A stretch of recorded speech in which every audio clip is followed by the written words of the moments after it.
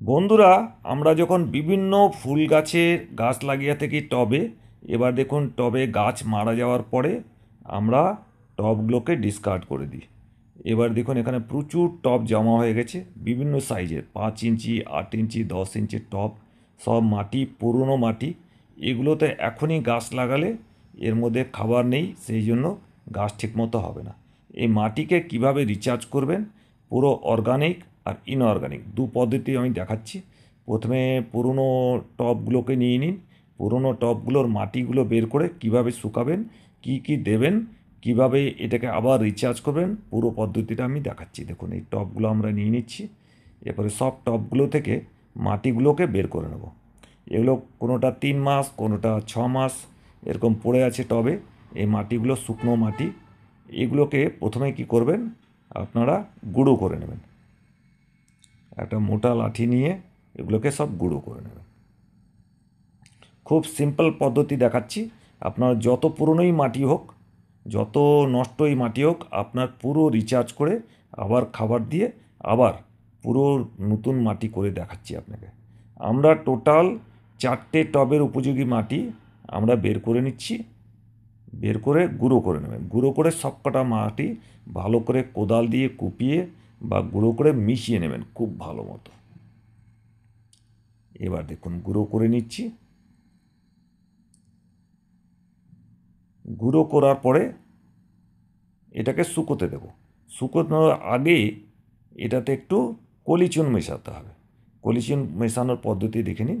এই যে কলিচুন নিয়েছি আমি, এই 4টে টবের জন্য প্রায় আমি 20 গ্রাম কলিচুন নিয়ে নিচ্ছি। এটা যত ধরনের ক্ষতিকারক ব্যাকটেরিয়া, ফাঙ্গাস যা যা আছে, অণুজীব আছে, সেগুলোকে মেরে ফেলবে। এই দেখুন, এটাকে ভালো করে মিশিয়ে নেবেন। চুন দেওয়াটা কিন্তু খুব দরকার, আর ক্যালসিয়ামের জন্য খুব উপযুক্ত। এভাবে রোদে 3 দিন শুকোন। পুরোটা এভাবে ছড়িয়ে দিয়ে 3 দিন রোদে শুকিয়ে নিন। 3 দিন পরে এটা আমি ইনঅর্গানিক পদ্ধতি দেখাচ্ছি। ইনঅর্গানিক পদ্ধতিতে কি কি দেবেন দেখুন। আপনি দুটো টবের জন্য আপনার এটাতে দেবেন প্রায় 20 গ্রাম নিম খোল দেবেন। নিম খোলের পাউডার পাওয়া যায়। এটা নিমাটিসাইড। এটা নিমাটোডসকে দমন করবে, তার সঙ্গে মাইক্রোনিউট্রিয়েন্টও প্রচুর পরিমাণে আছে। এর সঙ্গে মেশাবো আমি জিপসাম। এটা ক্যালসিয়াম সালফেট। এটা দেখুন, জিপসাম 50 গ্রাম আমি জিপসাম দিয়ে দেবো। জিপসাম কিন্তু ফুল গাছ, ফল গাছের জন্য অত্যন্ত ভালো জিনিস। জিপসাম যে কোনো নার্সারি দোকানে গিয়ে জিপসাম নিতে পারেন, মাটি রিচার্জের জন্য খুব ভালো। এর সঙ্গে মেশাবো ডাইঅ্যামোনিয়াম ফসফেট প্রায় 10 গ্রাম।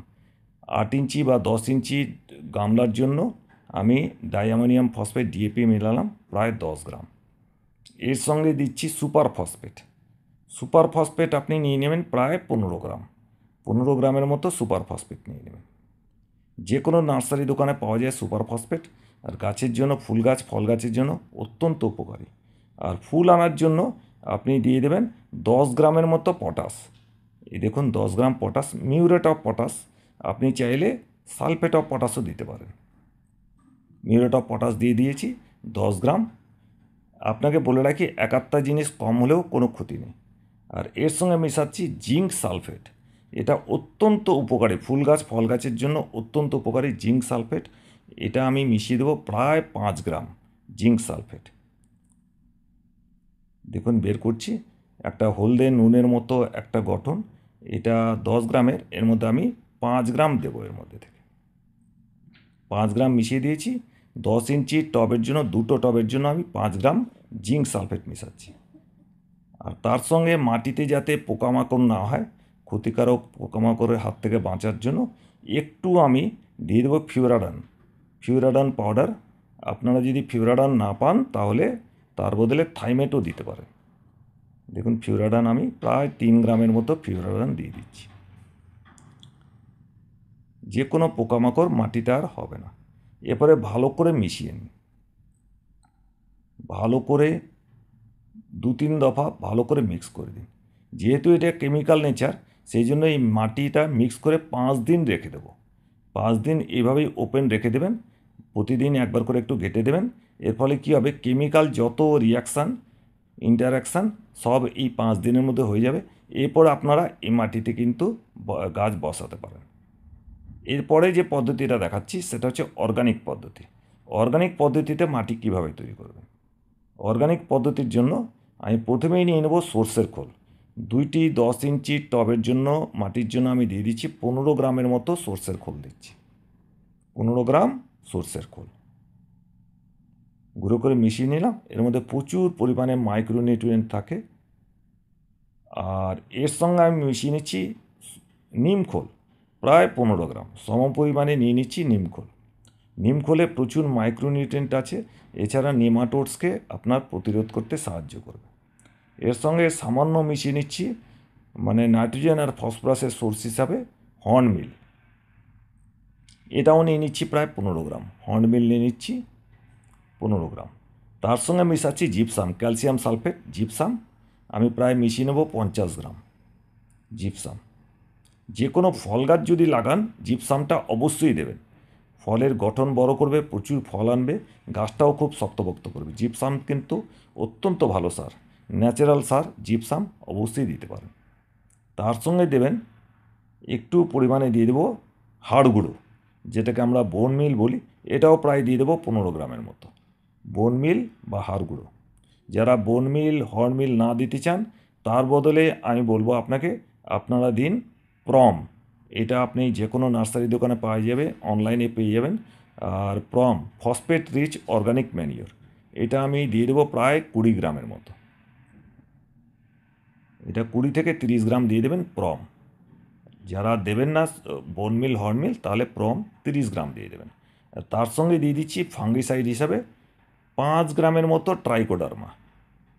এটার আপনার ফাঙ্গাসকে বিনাশ করবে, ক্ষতিকারক ফাঙ্গাসকে বিনাশ করবে। আর এই ট্রাইকোডার্মা দিয়ে দিলাম প্রায় 5 গ্রামের মতো। এবার মাইক্রোনিউট্রিয়েন্ট হিসাবে দিয়ে দিচ্ছি 10 গ্রাম সিউইড। সিউইড আজকাল সব নার্সারিতে পাওয়া যায়, অনলাইনেও সব কিছু আজকাল পাওয়া যাচ্ছে, লিঙ্ক দিয়ে দেবো, আপনারা চাইলে অনলাইন থেকে সব কটা আইটেম আপনারা কিনে নিতে পারেন।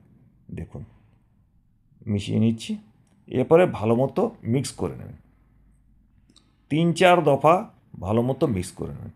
অর্গানিক মাটিতে আপনি সঙ্গে সঙ্গেও গাছ বসান, যে কোনো ফুল গাছ, ফল গাছ, সবজির গাছ। অর্গানিক যে মাটিটা তৈরি করলাম এখন যেটা, এটাতে আপনারা এখনই গাছ বসাতে পারেন। আর কেমিক্যাল যে মাটিটা তৈরি করে পাশে রেখেছি ওটা 5 দিন পরে বসাবো, কারণ কেমিক্যালের একটা টেম্পার থাকে, টেম্পারটা 5 দিনে নষ্ট হয়ে গেলে তারপরে গাছ বসাবো। এবার দেখুন মাটিতে তৈরি করে নিয়েছি। এবারে 10 ইঞ্চির টব নিয়েছি একটা, নিচে ফুটো আছে দেখুন, ফুটোটা আমি খোলাম কুচি দিয়ে বন্ধ করে দেবো। এই যে খোলাম কুচি দিয়ে বন্ধ করে দিলাম। এরপরে মাটিটা অল্প, যেহেতু এটা রুট বলটা বড়, অল্প মাটি দিয়ে প্রায় 2 ইঞ্চির একটা বেড বানিয়ে নিচ্ছি।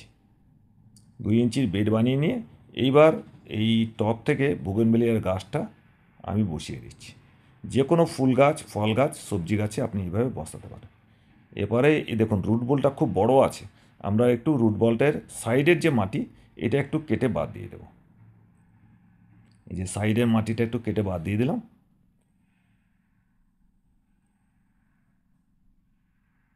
দেখুন এবার মাটির রুট বলটা ঠিক হয়ে গেছে।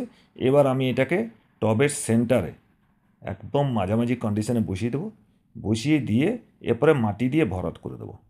মাটি দিয়ে ভরাট করার সময় খেয়াল রাখবেন একদম কম্প্যাক্ট করবেন, আর এটাতে উপরের দিকে 2 ইঞ্চি কিন্তু জায়গা খালি রাখবেন, যাতে পরবর্তীকালে সার দেওয়া বা জল দেওয়া তার জন্য খুব প্রয়োজনীয়।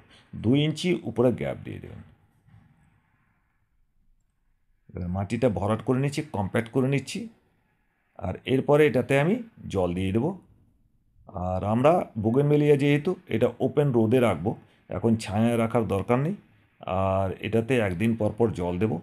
আশা করি ভিডিওটা ভালো লেগেছে। ভালো লাগলে লাইক করুন, শেয়ার করুন, চ্যানেলে নতুন হলে সাবস্ক্রাইব করুন। ভিডিও দেখার জন্য অনেক অনেক ধন্যবাদ।